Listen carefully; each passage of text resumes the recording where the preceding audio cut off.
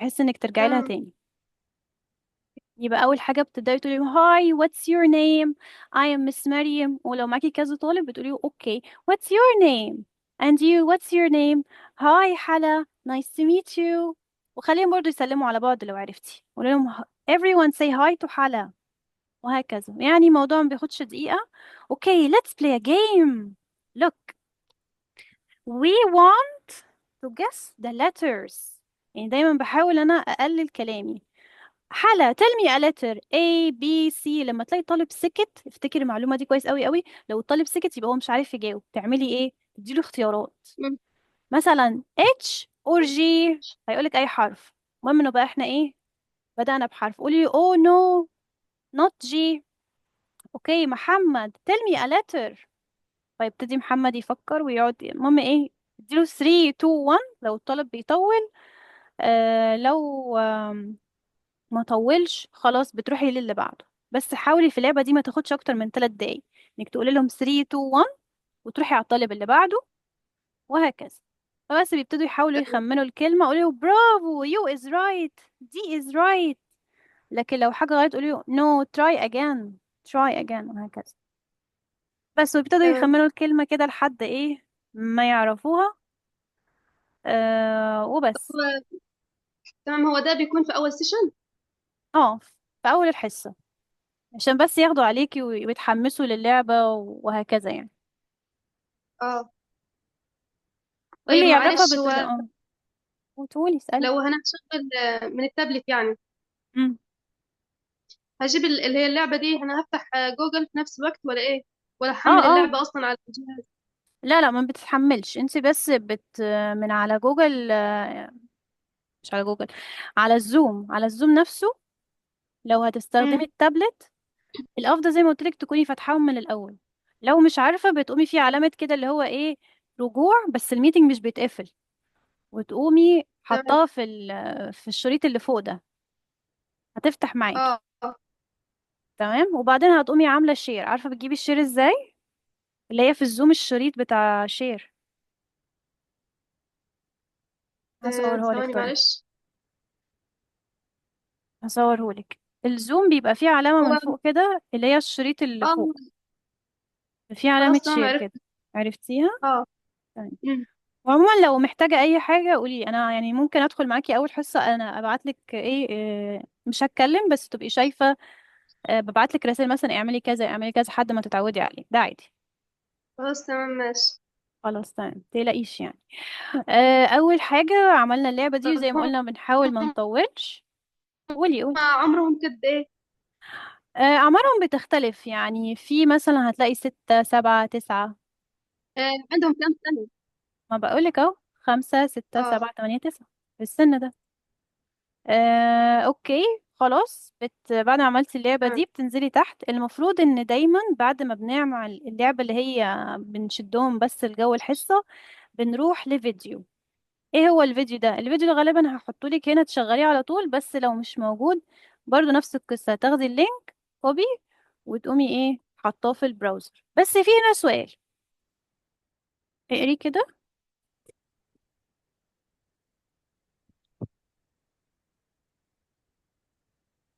مس مريم ممكن نقرا السؤال وات. سامعيني؟ What do you like؟ what do you think uh, Jenny.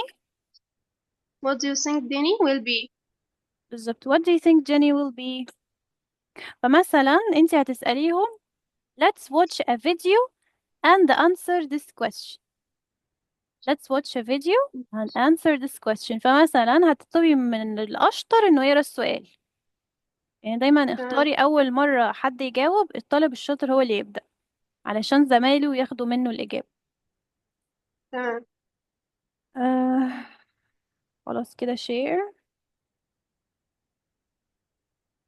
كل شويه برضو تتاكدي ان هما شايفين الشاشه الصح لان ساعات كتير قوي انت تبقي مشغله الشاشه وظاهر عندك شاشه تانية. ده عيب الزوم الشنيع يعني. هو بيفتح لك اه. شاشه وانت عماله تشتغلي عليها والطلبه مش ظاهر لها الشاشه دي اصلا.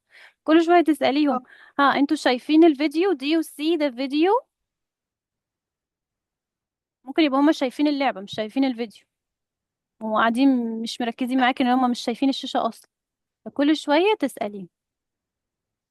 فمثلا الفيديو ده بتسأليهم اوكي let's watch and answer. فالسؤال كان بيقول ايه؟ يس. مم. What do you think انا اقول يعني what do you Jenny؟ think Jenny will do. بالظبط. فهم will do. الطلبة بقى زي ما جاوبت كده المفروض هم يقولوا لك، ما عرفوش انت بتقول لهم جزء هم يكملوا، وتلعبي لهم بقى الفيديو. قبل ما تشغلي الفيديو تأكدي من علامة مور انك اخترتي حاجة اسمها share computer sound، مم. علشان من غيرها مش هيسمعوا. Good idea. You play tennis كده very تسمعي. well. Thanks. I love to play tennis. فبعد ما بتشغلي الفيديو سنة بتسأليهم do you hear it do you see it. تأكدي ان هم سامعينه كويس، وممكن تلعبي الفيديو مرة او مرتين عشان يجاوبوا السؤال. طيب لو آه. معرفوش بتديهم اختيارات، مثلا she want to be a doctor or tennis player. وما يحسوا ان هم سمعوا كلمة tennis player فيقولك الإجابة. دايما ادي اختيارات. What do you think you'll be when you grow up? Oh, I don't know. I think I'll be a tennis player. Good idea. You play tennis. ما تسيبيش الفيديو للآخر وتسأليهم في الآخر، لا اسأليهم بعد الإجابة. ها what do you think Jenny will be doctor or tennis player. هتلاقي أول مرة معرفوش يجاوبوا فتلعبيه تاني. Okay guys listen، ركزوا. وتقومي مشغلة لهم الفيديو تاني أو تراجعي سن. I think I'll be a tennis player. Good idea. You play Okay guys ها doctor or tennis player. الفيديو ده على قد ما يبان ان هو زي مقدمة لدرس، الا انه غالبا بيكون في الدرس كله. فلو عرفتي اه. تديهم اكبر قدر من المعلومات هيكون حلو جدا. فبتكملي الفيديو وتبتدي، مثلا انت المفروض عارفة درس النهاردة عن ايه، مثلا النهاردة عن الوظائف. فتبدأي تسأليهم مثلا طيب تعرفوا وظائف ايه تانية، او باباك بيشتغل ايه. الأسئلة دي مثلا يعني اه. مش شرط. يعني هو بس ايه، آه. لو انا لما مثلا بشرح درس بطلع منهم معلومات كتير من الفيديو ده بيريحني لما اجي اشرح ايه الفوكابلريز. علشان هم اطفال واحنا اونلاين، لازم دايما طول الوقت تشديهم، فالشاشة لازم تتغير كل شوية، ما تقعديش على الشاشة كتير. يعني كل 5 دقايق كده غيري الشاشة. الباوربوينت مبني على كده. يعني هو مثلا هتلاقي ان الفيديو ده مدته 5 دقايق، اللعبة دي كانت 3 دقايق، اه. اللعبة اللي بعديها اللي هي غالبا لعبة الفوكابلريز. يعني انا هرجع لك دلوقتي تاني. مم. اه لعبة الفوكابلريز، الكلمات غالبا بديها لهم بطريقة لعب. هقول لك تعمليها اه. معاهم ازاي عشان ده برضو مهم. بدل ما انا اجيب لهم الكلمات واقول يلا قولوا قولوا ورايا، هو عمال يقول وراكي هو مش سامع ومش باصص اصلا. طب ازاي اشده؟ فبنعمل ده في شكل لعبة، اللي هي ايه، انا خدتها كوبي. بروح كده واقوم قايله ايه كليك يمين بس. لا انا اصلا فاتحاه فعشان كده هجيبها على طول. تمام. ده موقع هتلاقي عليه ألعاب كتير قوي. أنا بختار منها غالبا كويز 3 لأنها الأسهل. لو هما جروب بتكتبي مثلا، تعملي خط كده وتكتبي أساميهم هنا، مثلا جروب 1 وجروب. ولو حضرتك بتتكلمي فانا مش سامعاك خالص. مش سامعاني؟ ثانية واحدة.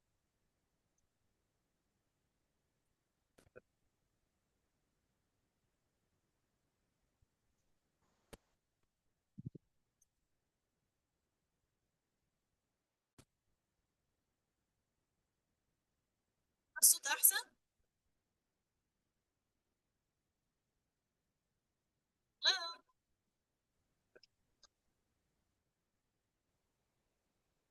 سامعاني يا مس مريم؟ اه كده سامع حضرتك تمام.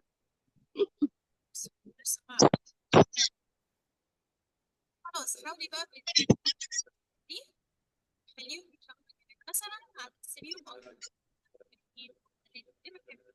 انا مش سامعه صوت حضرتك بوضوح، معلش.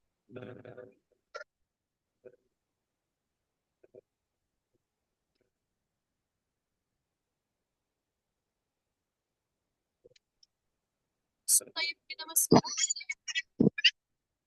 هو الصوت يعني واضح، بس في يعني مش واضح جو الصوت نفسه.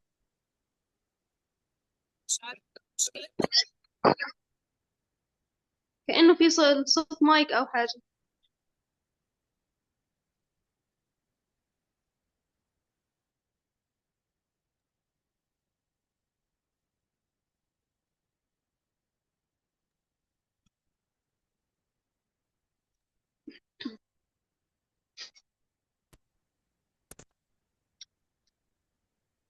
مم. الصوت عامل ايه دلوقتي؟ طيب كده احسن. اه كده تمام، كده تمام خالص. طيب. طب اخر حاجة سمعتيها ايه؟ هو أنا ما سمعتش خالص من أول ما جبت اللي هو الصور دي. طيب، هنا احنا المفروض بنديهم الكلمات بشكل يشدهم، فبعملها بطريقة لعبة. طب ازاي؟ ممكن تقسميهم فريقين لو هما جروب مش طالب، يعني مش برايفت. تمام. اعمل ايه تاني؟ بقرا الكلمة، مثلا wash the car، وعلى فكرة في صوت بيشتغل اللي هو ده. Wash the car. يعني لو مش متأكدة من نطقك خليهم يسمعوا ويقولوا وراها. يلا repeat wash the car كلهم، وتشوفي مين عليه الدور. مثلا دور على ياسين. اه. ايه ياسين؟ ها wash the car number. يعني بدل ما تقولي what is the number أو which one، هتقولي بس كلمة واحدة number، وتلاقي سكت. تقولي مثلا one or two three or four، وهكذا. اه. فمثلا يختار one، قولي no try again، فيقول مثلا number two. ومهم قوي حكاية الدور دي ليه؟ لو انت ماسكة جروب هتلاقي في طلبة بتجاوب في دور بعض، هتلاقي في اللي بيتخانقوا، فدايما تقولي لا، نجاوب في كل واحد في دور.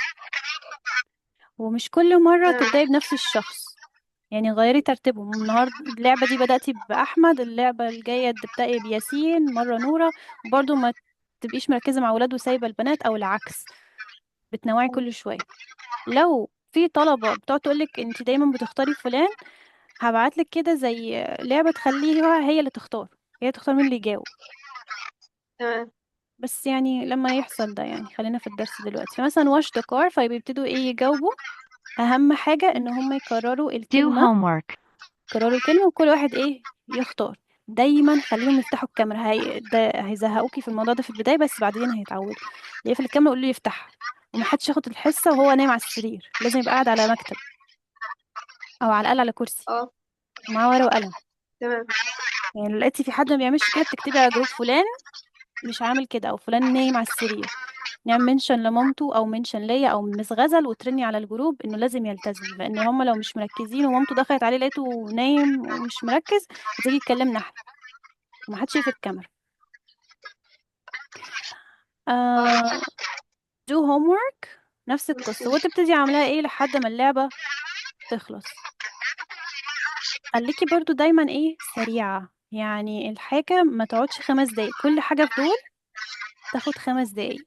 لو حسيتي الموضوع دخل في 7 10 دقايق، لا، وقفي وخشي في اللي بعده. أمم. نرجع تاني للباوربوينت. يعني انا خلي بالك، فاكره لما قلت لك انا بغير الشاشه كل شويه عشان الطالب ما يزهقش؟ كانت لو اه. الشاشه واحده هينام، لازم الشاشه تتغير. خلاص تمام.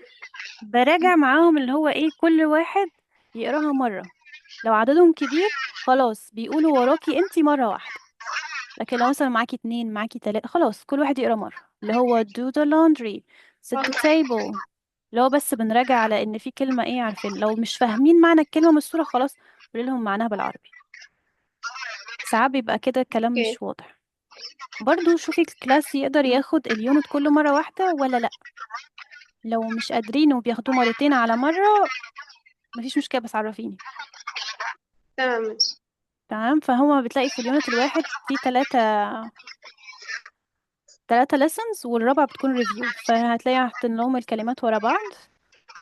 أغلب الطلبة بتعرف تاخد اليونت على بعض، لأنه بيبقى أصلا ايه يومين في الأسبوع. ما عرفوش خلاص يعني. بنيجي بقى للجرامر. الجرامر طريقة شرحه بتختلف. يعني طبعا الجرامر كل مرة بيبقى حاجة. اه. اتبعي يعني النصيحة دي، خير الكلام ما قل ودل. ما تحكيش كل المعلومات، قولي بس اللي عندك. يعني مثلا دلوقتي انا عايزه اعرفه ان في حاجه اسمها adjective و adverb. انا بسأل الطلبه شايفين ايه الفرق ما بين الاتنين، ايه اللي زايد عند الادفيرب. هتلاقي حد كده قرا وخد بالي يقولك ال y، فانت تقول لهم بقى ايه ان الادفيرب we put ال y. بس كده، يس. مش عايزه معلومات كتير.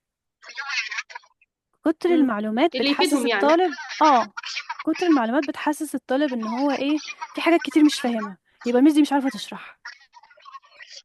فاهماني؟ فانا مش مم. عايزه اوصل للحته دي خالص. دايما لما يكون كلمتين حتى لو ما فهمهمش هيحس ان الدنيا مش ضايعه، يعني ايه حاجه بس اللي مش فاهمها.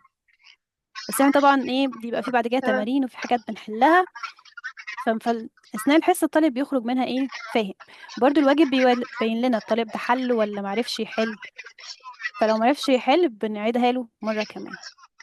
فدايما ايه اختصري في كلامك. نيجي هنا مثلا ايه ask the students to guess the answer، يعني هتلاقي كاتبالك تعملي ايه. هتقول لهم okay guys look he like or likes. يعني اتمنى ان حد يقولك الاجابه الصح. معرفش خلاص هتقول لهم no guys likes. طيب why ليه. هتقول لهم he she it the verb takes s. هي الحته دي معروف، لو ما عرفوهاش خلاص انتي بتقوليها له. طب قولي لهم ايه كمان بياخد s.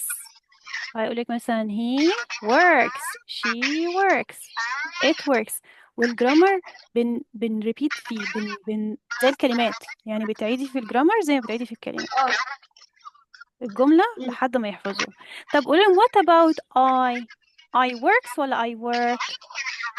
خلي الإجابة الصح هي التانية مش الأولانية. يعني تقولش I work ولا I works، هتلاقي بيقولك I works، انت تقولي العكس. I works ولا I work، هي وهكذا. I work. بالظبط. اه. هما يقولوا لي كده قولي برافو great job. بس طب هو كده. مثلا عندي مم. الاي، انا عارفه ان هي مثلا بتتعامل معامله المفرد، هي اقصد الجمع، مم. يعني باخدها مع word بالظبط. بدون الاس. فهو انا لما اجي افهمها له مثلا هقول له ايه؟ مش لازم تفهمها له كده، زي ما قلت لك هو بس بيعرف ان هي وشي وات بياخدوا اس. طيب I work ولا works. لو غلط قولي له الصح اه. no no I work. حتة ليه دي بقى لو سنهم صغير ما تقوليهاش، لكن لو سنهم كبير حسيت ان هم يستوعبوا تقول لهم I is different، I مختلف بس. فاهماني؟ يعني عايزه اقول لك على حاجه، مش دايما الطلبه لما بتسالك بتبقى عايزه اجابات توضيحيه كبيره زي الكبار.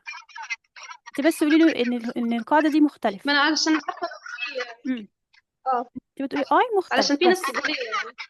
لو في ناس تمام. كبيره خلاص اشرحي لها. كبيره كبيره يعني قدي وقدك مش الاطفال. اه. الاطفال ما تطوليش في الكلام معاهم.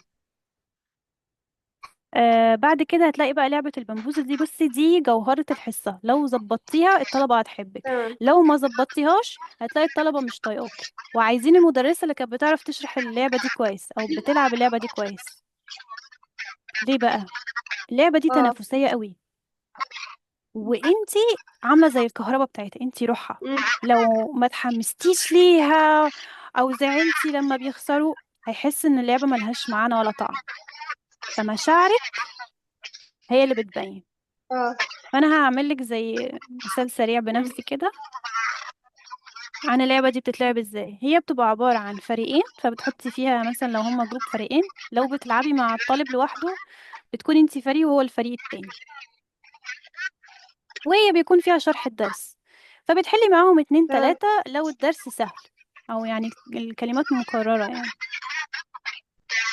وتبدأي اللعبة. انا كده كده بسجل عشان لو حبيتي ايه ترجعي لها.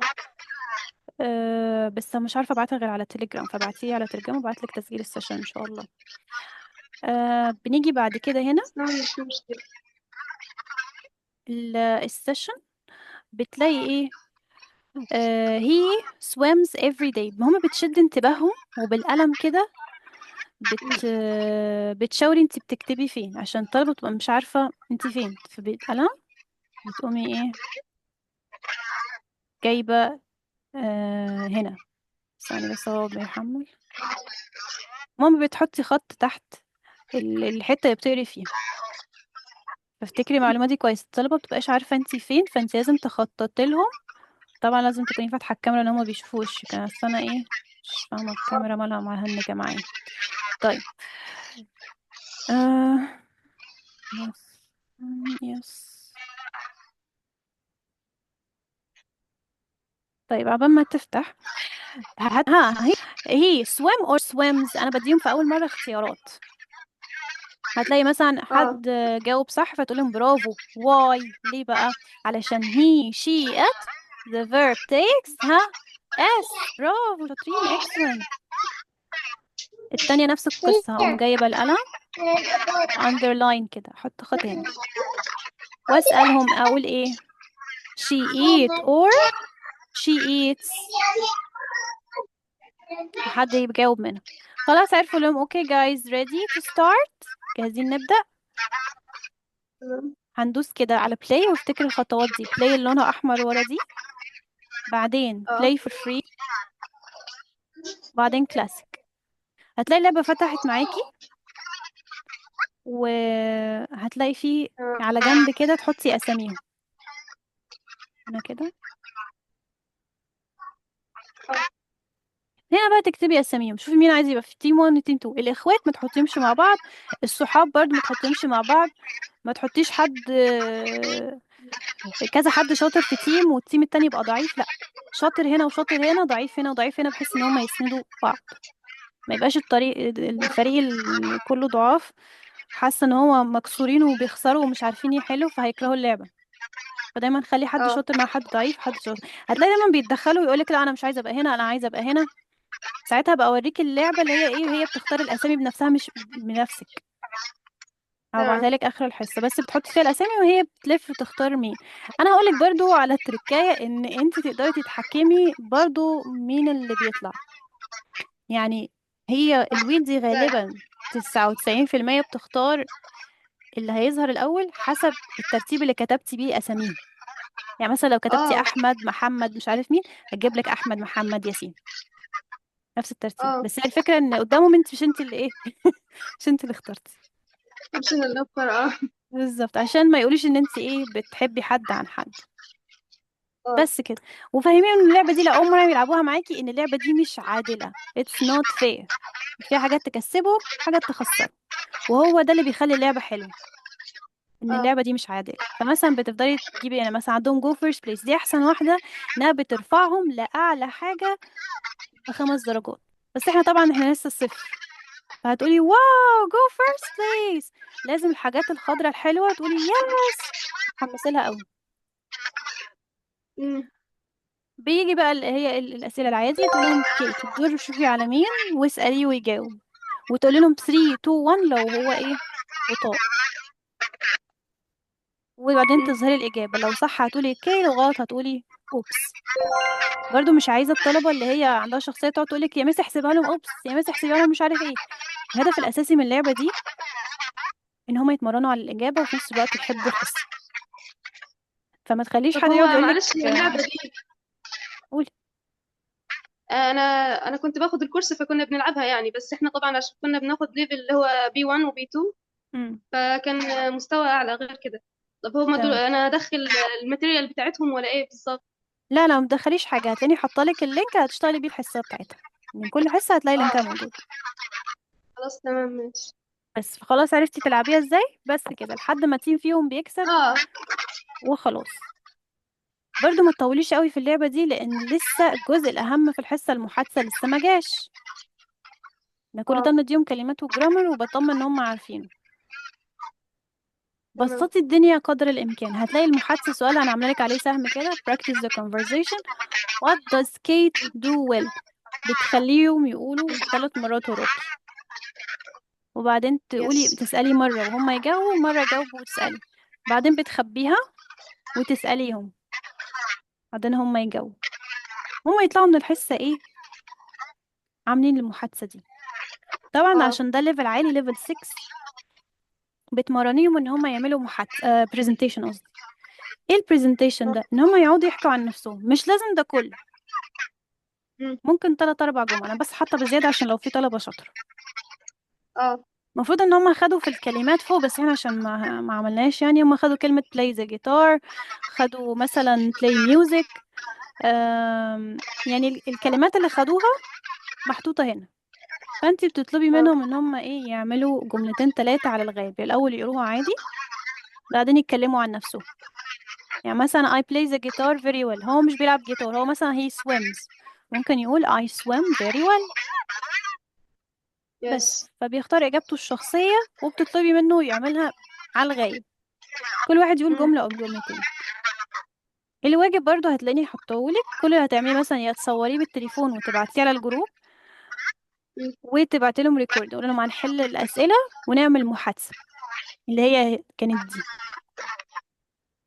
طب نعمل محادثة يعني كل اتنين اخليهم يعملوا مع بعض ولا ايه؟ لا لا، واحد يعملها مع نفسه في الفيديو، لو عنده اخوات يعملوها برضو. والبرزنتيشن يعملوه باراجراف، يكتبوه باراجراف. في كده كده اوريدي مدرسة بتصلح الواجبات، بس لو مثلا انتي بتصلحي في الحصة، لو بتصلحي امتحان، فبتنبهيهم بقى على حاجات ايه، ان الحرف الاولاني كابيتال بنحط امتى فول ستوب اللي هي النقطة، امتى بنحط كوما، وهكذا. بس كده. غالبا ده ترتيب الحصة في كل الليفلز، اه باختلاف الماتيريال طبعا، يعني الدرس ده غير الدرس ده، بس هو نفس القصة. بنبدأ بلعبة، تمام، اللعبة العادي. وبعدين بعدين بتروحي للفيديو، وبعدين تاخدوا الكلمات، بعدين الجرامر، اه بنبوزل، وبعدين ايه، المحادثة. اخر حاجة بتكون البرزنتيشن ده مش موجود عند الليفلز اللي هي 1 2 3، اللي هم لسه صغيرين بيتعلموا اه. القراية اصلا، فمش موجود عندهم برزنتيشن دلوقتي، عادي يعني. بس الطلبة بقى اللي تجيلك الحصة اللي بعديها، بتبتدي تسأليهم في اللي فات، تسأليهم في المحادثة كسؤال كده: what do you do مثلا very well. شوفي عرف يجاوب ولا لأ. لو معرفش يجاوب بتكتبي على الجروب مش مذاكر. بيكون برضو في إملا، مم. تطلبي منهم يتملوا 4 أو 5 كلمات، وحاولي ما تطوليش فيها برضو، لأن الوقت ده بيغيب قوي. لو الطلبة عندك بطيئة وبتطول، خليها آخر الحصة، بس اعمليها لأنها مهم. عشان الليسننج اكيد. اه، بياخدوا وقت عبال ما يكتبوا ويبعتوها على الواتساب، وانك تصلحي وتشوفي ده. انا مش عايزه ربع ساعه الاقيها طارت في الحصه، المفروض الديكتيشن تاخد 5 دقايق. اه وسؤال والمراجعه ان انت بتساليهم في المحادثه، مش بتسالي في كل اللي فات، هي المحادثه بس. بس كده. تمام. عندك اي اسئله؟ لا خلاص انا تمام كده عرفت كل حاجة، بس لو افتكرت حاجة يعني هبعتلك واتساب. خلاص تمام. عايزاكي بس تحضري نفس الدرس اللي احنا عملناه ده النهارده، وهدخل معاكي كده مره ان انت وانت بتشرحي عشان اقولك خلاص خلي بالك من ده، اعملي ده، ونبدا على طول ايه تاخديهم يوم الاثنين لو جاهزه. خلاص تمام. طب هو ممكن تبعتيلي الماتيريال بتاعة الدرس؟ طبعا هبعتهولك حالا. عندك اي اسئله تانية؟ لا كده تمام. طب معلش لو في برضو تطبيقات او كده ان انا هستخدمها من التليفون يعني افتحها وكده، برضو بقي قولي لي يعني. لا، هو بس اللي احنا استخدمناه النهارده هو غالبا نفس الشيء. خلاص كده تمام. تمام، اشوفك على خير يا مس مريم. اتشرفت بيكي جدا.